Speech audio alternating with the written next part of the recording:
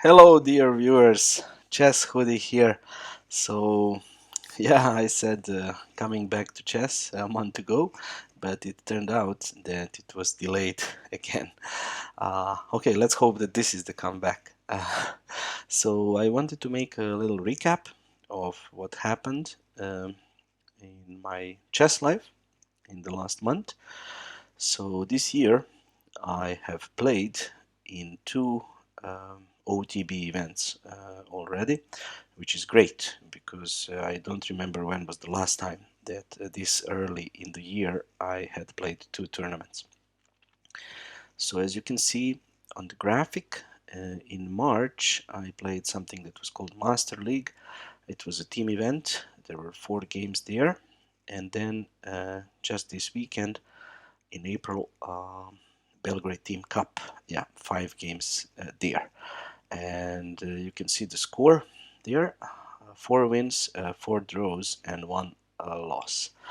Um, Nothing special there. I'm just happy that I put in some classical chess games. This is usually not the case in my life. As I mentioned, usually I just play in the autumn. So let's look at each of these tournaments separately. So let's start with the Master League that was played a month ago, and I don't really remember the exact ratings of my opponents, so I put descriptive um, words to describe their strength. And the time control was 60 minutes for the whole game, plus 5 seconds added after you make each move, starting from move 1. So in the first round, I was white against an expert player. He was just below 2000 FIDE, if I remember correctly, and that was a relatively easy win. And then in round 2, I had a very tough candidate master. He was just a bit shy of 2200 FIDE, and in the last league event, November 2022, he actually won all his games, including beating a grandmaster, and then he lost in the last round against my teammate. So very strong young player, and after a long fight, that game ended in a draw.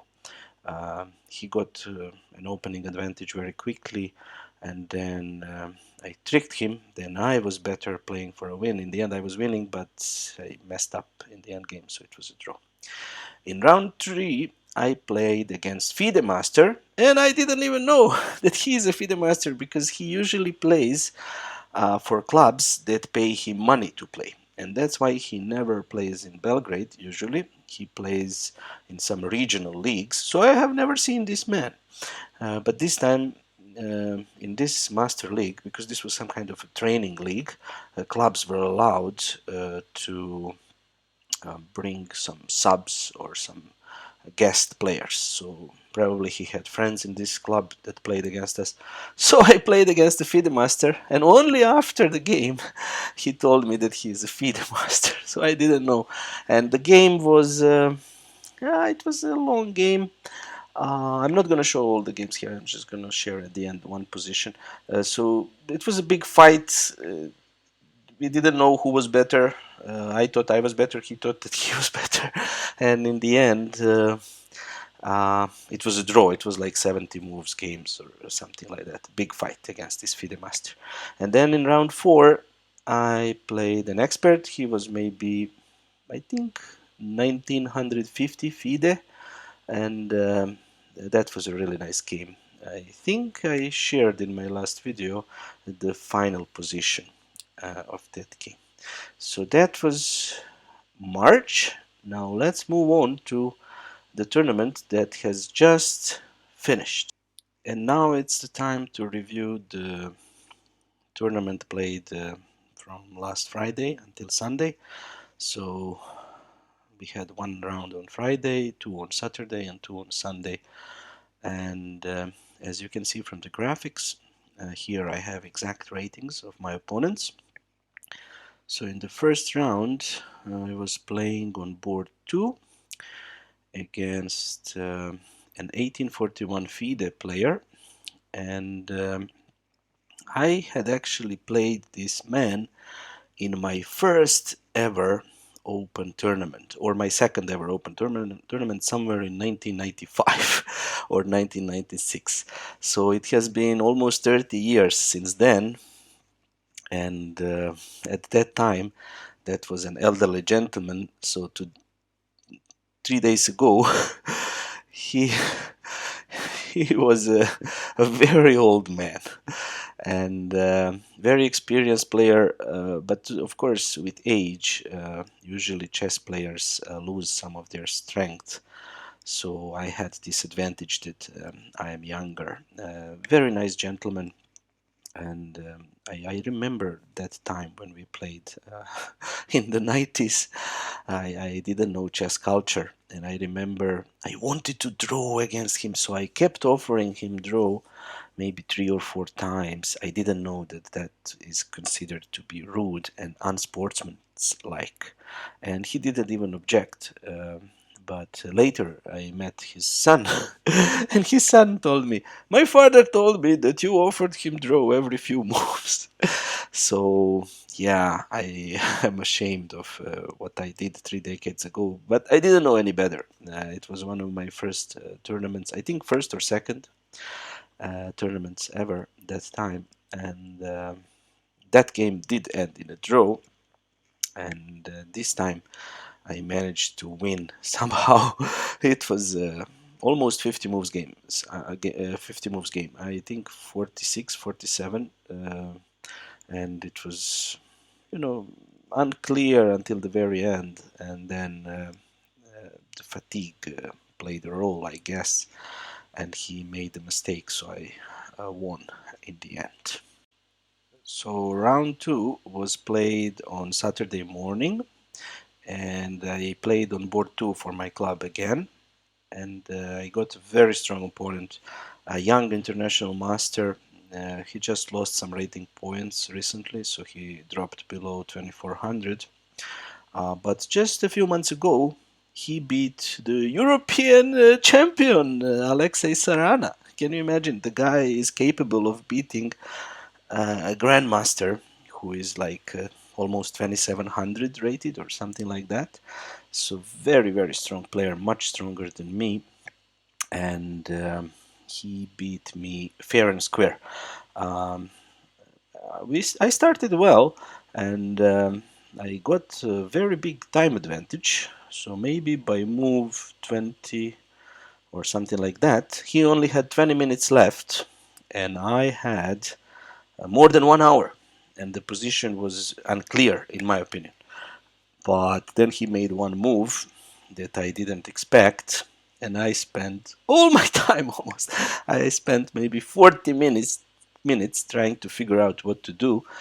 And as they say, long think, wrong think. I made a losing move.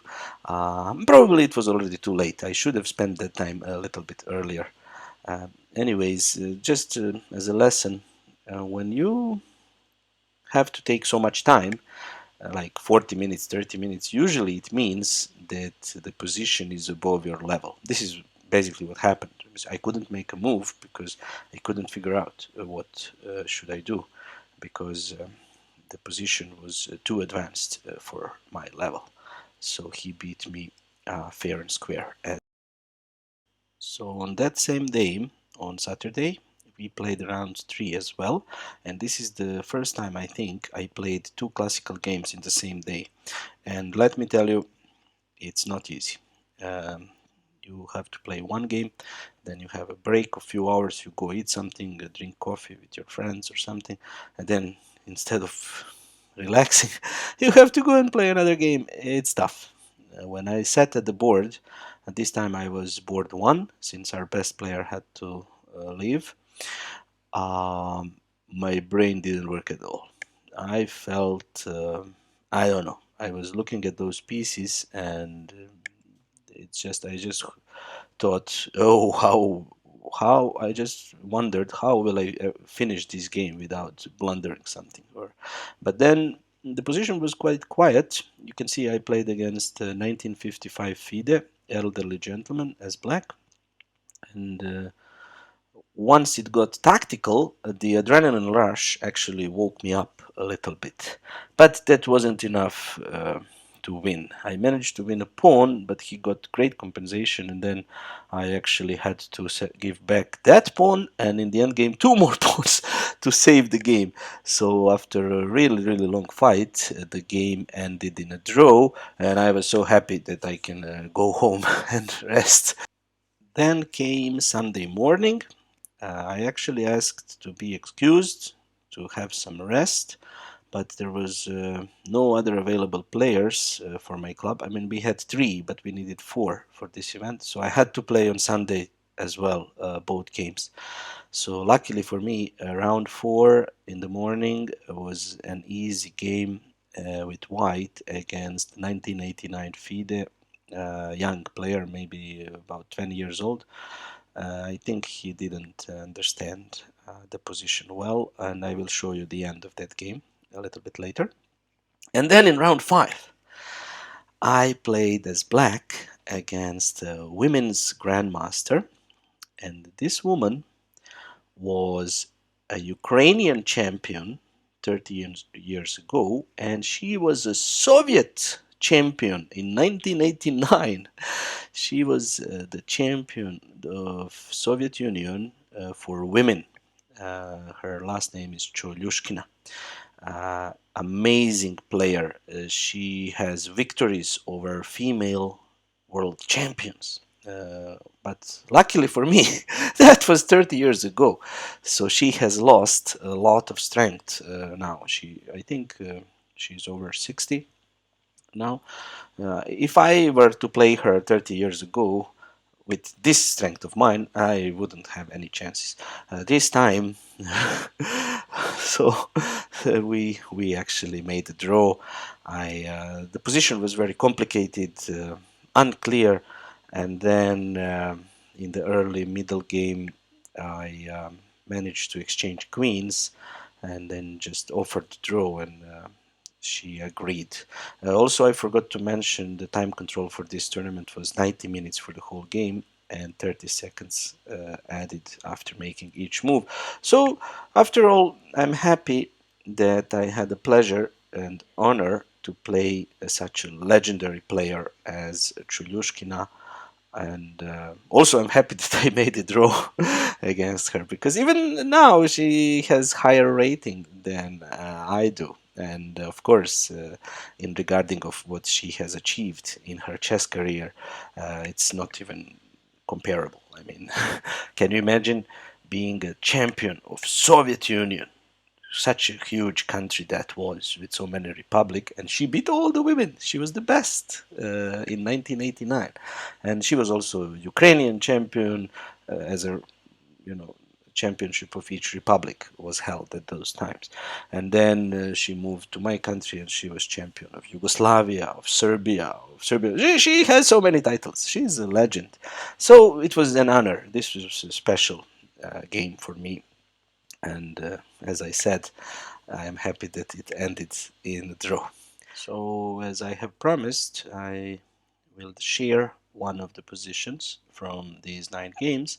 It was from round 4 of the Belgrade Cup against the young 1989 FIDE player. I was white, and if you want, you can pause the video and try to solve it. White to play and win. Alright, I hope you did that. The winning move is f5. So with this move, we open up the bishop, and soon this bishop will also work, and with this rook and this pawn in the attack and the queen, black cannot successfully defend. So let's see what would have happened if black takes that pawn. We can just take with the queen, threaten checkmate, and if black blocks, the queen goes to f6, threatening here, and then a checkmate on g7. And let's say king defends. Again, bishop h6 still works, because if black takes it after rook f4, there is no way to stop checkmate along the h file. So after f5, my opponent played the 9b4, attacking my bishop and also attacking this bishop, but it doesn't matter because it's all about black king. So I just played bishop takes h6. So here there are several possibilities to continue for black, but all are losing. Let's start with taking the bishop first. For example, we just push f6, threatening the deadly check, and then checkmate. And if the rook moves, we take the pawn, cut the king, and deliver checkmate on g7. What if black plays queen a1 check? We go up. He takes the pawn, setting the trap. If we go queen g5 for checkmate, he has queen e5 defending. And instead of that, we have a beautiful move, a bishop g7, threatening checkmate here. And when black takes, f6 check, king g8, queen h7, the bishop is working, supporting the queen. He played ef5, not allowing the pretty continuations, but okay, here a white wins simply. Threatens checkmate after g6, queen f6. No one can stop this. Black can just delay it with the check. Back to bishop h6 sacrifice. There was a move knight d3, and it was important to calculate the finish here, and it is also very beautiful. Bishop g7 threatening checkmate, and if that is taken, then f6 check, king g8. We don't have a bishop to support the h7 square, but we now have a pawn to support the g7 square, so it's mate in 2. I was very happy with this combination. It wasn't too hard, but still, it's nice when you play something like this. So overall, I'm very happy that I had played in these two tournaments. The result was not the greatest, but not bad at all. I put in some games. Now I have a lot of material to analyze, to try and improve as a player. And also I have this special experience of playing against a former Soviet champion, Irina Chuvelyushkina. So before summing it all up, I just remembered that I forgot to mention that basically since last November or something like that, I actually didn't study any chess. Very few training sessions. So all things considered, I think this was a decent result since I tend to play better chess when I spend some time with the game, reading books, solving problems, analyzing, preparing whatever area of chess, and I'm also happy not about the result but about the fact that I had played 9 games in the first third of the year, which was rarely the case in last 20 something years, or maybe it was never the case. I'm not sure. So yeah, I hope it's a good sign, or it's a sign of good things to come, and me playing more chess and learning this game a little more. Thank you for watching, and see you in the next video. Bye.